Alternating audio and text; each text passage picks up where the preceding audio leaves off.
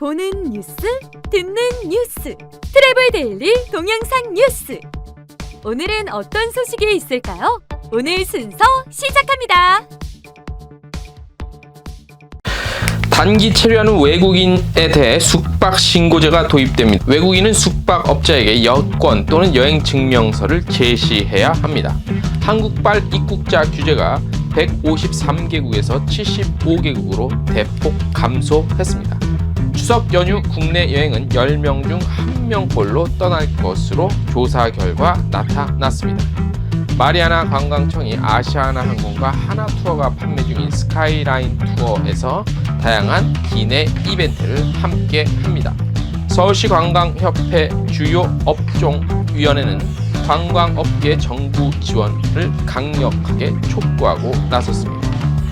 카할라 호텔 앤 리조트가 요코하마에 오픈했다는 소식입니다. 아울리거가 추천하는 와이키키 서핑 스팟 탑 9을 소개합니다.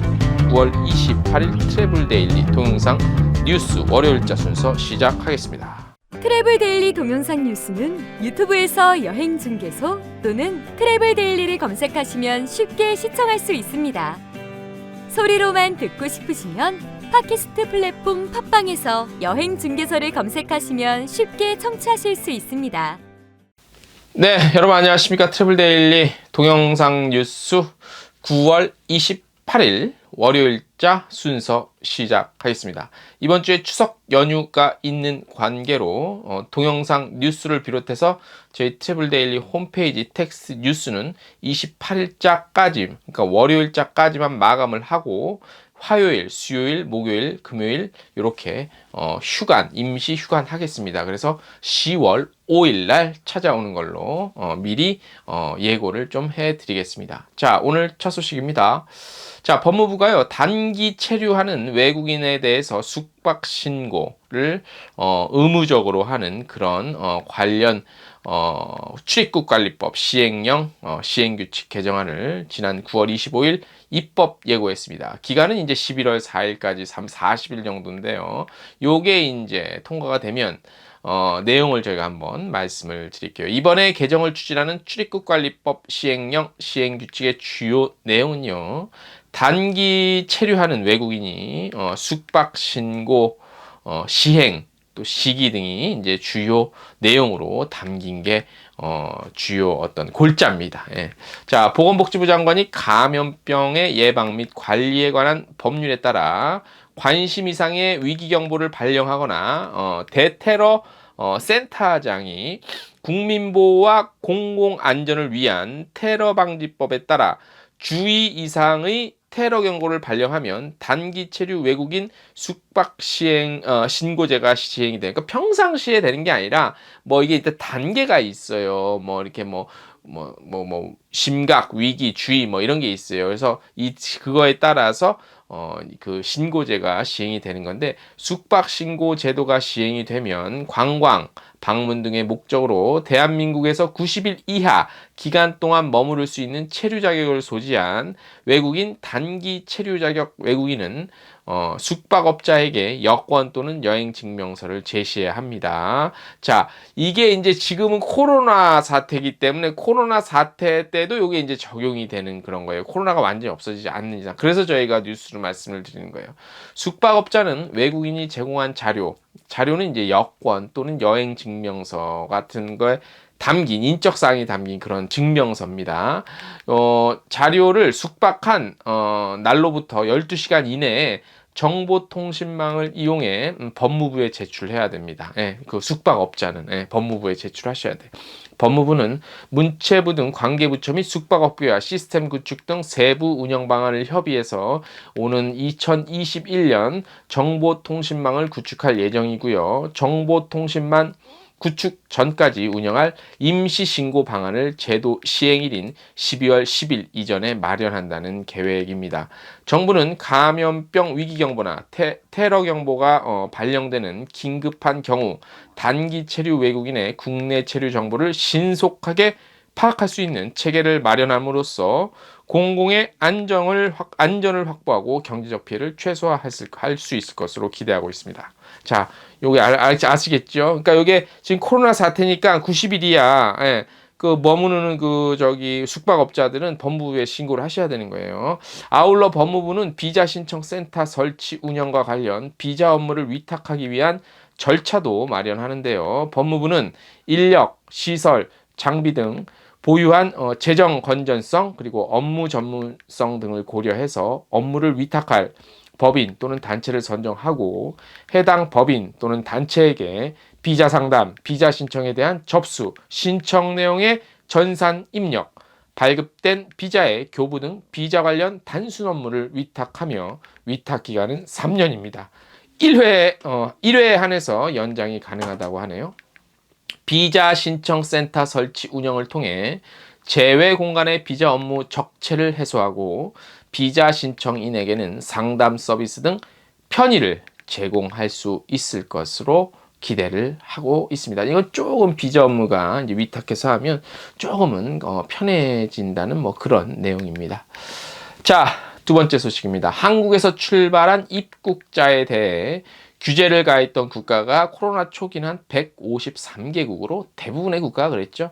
하지만 현재는 75개국 정도로 크게 줄어든 것으로 나타났습니다. 이는 최근 모범적인 방역 체계를 보이고 있는 한국 시장에 대한 신뢰가 높아진 것으로 볼 수 있겠죠. 최근에는 베트남과 러시아가 항공노선 재개를 알려왔죠. 그리고 일본 역시 상용 수요에 대해 입국 규제 완화를 위한 협의를 진행하고 있는 것으로 알려지고 있는데요. 하지만 전염병 관련 자가격리 그리고 또는 음성 확인서 등 검역 강화를 유지하고 있는 국가가 많아서 아직까지 수요 위축은 뭐 당분간 지속될 것으로 보입니다. 업계에서는요, 완전한 종식이 어려워진 상황에서 코로나19 감염 여부를 의무적으로 확인하는 절차 등을 진행하고 있어서 자유로운 이동에는 제한이 뒤따를 것으로 보인다고 보고 있습니다. 예. 아무래도 아무리 그 제한국이 좀 줄었던 한들 코로나19가 없어지지 않는 이상 여전히 부담이죠. 예. 부담으로 작용할 수밖에 없습니다. 자, 다음 소식. 코로나19 확산 우려로 추석 연휴에 여행과 성묘를 자제해달라는 목소리가 굉장히 커지고 있죠. 질병관리청입니까, 이제? 예, 거기서도 그렇고, 정부에서도 그렇고.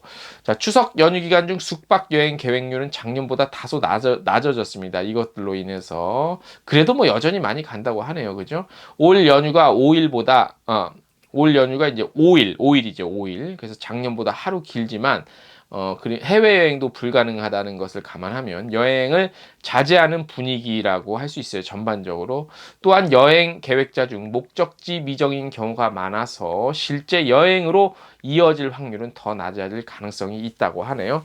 자, 여행 전문 리서치 기관 컨슈머 인사이트에서 이제 조사를 했습니다. 추석 기간 관광, 휴양 목적의 숙박 여행의 계획이 있냐에 대한 걸 했는데 2017년 이후 4개년 결과를 비교했는데 추석 연휴 직전 2주에서 5주 이렇게 해서 응답자를 대상으로 했는데요.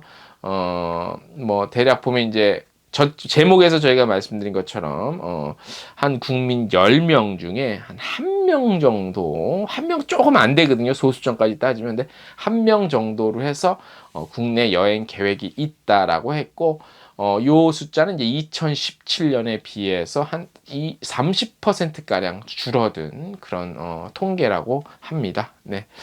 아무튼 조심하셔야 될 것 같습니다. 귀성은 못 하시는 분들 이렇게 좀 답답한 마음 그냥 어디 멀리 여행 가시는 것보다는 사회적 거리두기 하시면서 하는 게 우리 또 여행업계도 빨리 회복되는 그런 지름길이 아닌가 싶습니다. 다음 소식입니다. 서울시 관광협회가 지난 21일 관광협회 중앙에 그 상금 부회장이 참석한 가운데 협회 주요 업종위원회 위원장들과 함께 와해 단계에 이른 관광업계 현안 간담회를 가졌습니다.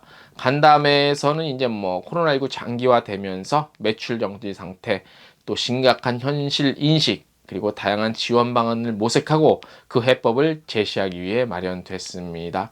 간담회에서 위원장단은요, 관광 관련업 특별고용지원업종 지정기간 코로나19 종료 시까지 무기한 연장, 그 다음에 신용보증재단의 이제 관광진흥개발기금 지원금액 확대 및 진입 장벽 완화, 그리고 국내 여행 소비 지출 소득 공제한 철회에 따른 별도 방안 마련, 그리고 지방세 감면, 그리고 삼성급 이하 호텔 대상 추가 지원, 그리고 포스트 코로나 이후 관광업계 지원 대책 마련 등의 기본적인 대책 수립이 시급하다는 데 의견을 모았습니다. 또한 제시된 의견은 관광업계에서 지난 9개월 동안 지속적으로 요청하는 내용으로 정부의 실질적인 지원책에 대한 적극적인 움직임이 절실히 필요하다고 말했습니다. 자, 좋습니다. 흔히들 이런 말이 있죠. 우는 아이 젖준다라는 얘기가 있는데 지금은 다 울지요. 그래서 정부에서도 한 곳에만 젖을 주는 게 아니라 조금이지만 골고루 젖을 주고 있는 상황이죠. 여행업계 굉장히 제일 피해 막심하고 회복 기간 느릴 것으로 보이는데, 이제 목소리만 내는 게 아니라 실질적으로 지원까지 도달할 수 있도록 우리 협회 차원에서 좀 더 힘을 모으고 적극적으로 달려들어야 됩니다. 아쉬운 점은요, 이런 게 있어요. 다른 업종들 있죠. 편의점, 예전에 편의점도 그랬고, 이번에 PC방도 그랬고, 그분들은 하다못해 청와대가 됐든 어디가 됐든 플랜카드 들고 거리로 나가요. 근데 우리 여행업계는 아직까지는 그런 어떤 용기? 예, 그런 용기 있는 분은 없는 것 같아요. 예. 꼭 그게 문제 해결의 정답은 아니겠지만 때로는 그런 식의 자신의 어필을 좀 할 필요도 사실은 있어요. 그 PC방 이런 것들, 그래도 한 명이라도 몇 명이 됐건 작은 인원이지만 플랜카드 들고 나가니까 언론이 주목을 해주잖아요. 근데 과연 우리 여행업계에 그만큼 용기가 있고 책임감이 있는 분이 과연 있을지, 그거는 한번 두고 보도록 하겠습니다. 자, 오늘 저희가 준비한 주요 소식은 여기까지고요. 저희가 이제 매주 목요일 원래 라이브 방송했는데 제가 이번 추석 연휴인지 너무 정신없어요. 몰랐네요. 그래서 추석 연휴가 이제 언제죠? 10월 1일 목요일부터 시작이 되기 때문에 이날 라이브 방송은 저희가 안 하고 대신 한국 시간 9월 29일 화요일, 9월 29일 화요일 저녁 9시부터 라이브 방송을 할게요. 라이브 방송. 9시에 할지 8시에 할지는 조금 더 한번 생각을 해볼게요. 그래서 저희가 유튜브 게시판에 좀 알려드릴게요. 아마 저녁 8시부터 하지 않을까 싶어요. 아직까지는. 그래서 이번 주 주제는 딴 거 없습니다. 그냥 나의 인생 여행 이야기로 정했습니다. 그래서 저의 인생 여행 이야기를 좀 진솔하고 담백하게 한번 제가 차분하게 이런 일이 있었고 여행을 갔었고 이렇게 그런 좀 에피소드를 저희가 나눠왔거든요. 그래서 그걸로 화요일 9월 29일 한국 시간 화요일 저녁 8시에 라이브 방송 그때 할 테니까 고향 내려가시는 분들 심심하시면 차 안에서 보셔도 되고 저희가 녹화해 놓은 거 올려놓을 테니까 그거 보셔도 되고 팟캐스트로 또 들으셔도 좋을 것 같습니다. 한두 시간 정도는 심심하지 않게 움직이실 수 있게끔 저희가 한번 최선을 다해서 만들어 보겠습니다. 자, 동영상 뉴스와 저희 텍스트 뉴스는 이번 주 이제 오늘 나가는 요걸로 이제 이번 주 연휴 기간 동안 마지막으로 하고 저희가 돌아오는 거는 다음 주 월요일 10월 5일자 뉴스부터 정상적으로 여러분들 만나겠습니다. 추석 연휴 잘 보내시고요. 건강히 돌아오시기 바랍니다. 여기까지입니다. 안녕!